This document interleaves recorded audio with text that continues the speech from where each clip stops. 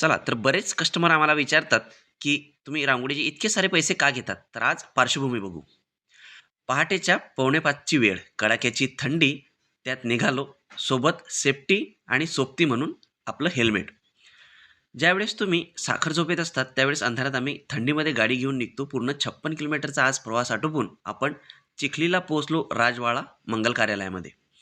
राजवाड्यामध्ये आपण रांगोळीची जागा निश्चित करून पांढऱ्या रंगाने त्यावरती आकार टाकून घेतले आणि एक रांगोळीचा मोठाचा मोठा असा गलीचा आकार तयार करून आपण त्यावरती पोपटी रंग घेऊन पोपटी रंग पूर्णपणे मर्चिंग करून घेतला. पोपटी रंगाच्या खालीच आपण थोडासा हिरवा रंग घेऊन दोन टूल्सच्या सहाय्याने लटकनाची डिझाईन टाकून घेतली.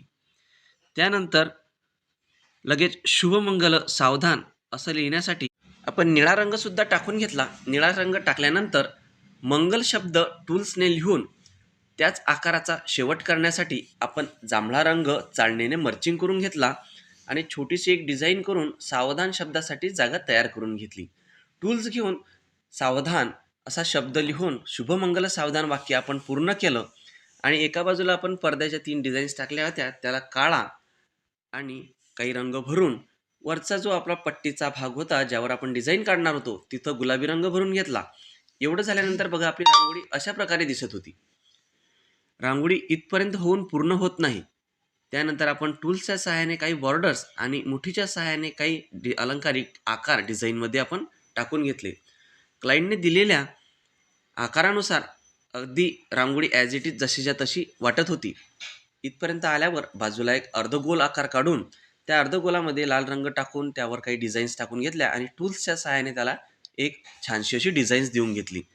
एवढं झाल्यानंतर सुस्वागतम शब्दाचा कलर मर्चिंग करून सुस्वागतमसुद्धा लिहून घेतलं. खाली काही अलंकारिक पानांचे आकार टाकून आपली रांगोळी आपण पूर्णत्वास नेण्याचा प्रयत्न केला. त्यानंतर खालच्या याच्यात आपण खालच्या आकारामध्ये हिरवा, पोपटी असे रंग भरून तोही आकार पूर्ण केला आणि टूल्सच्या सहाय्याने त्यालासुद्धा बॉर्डर दिली.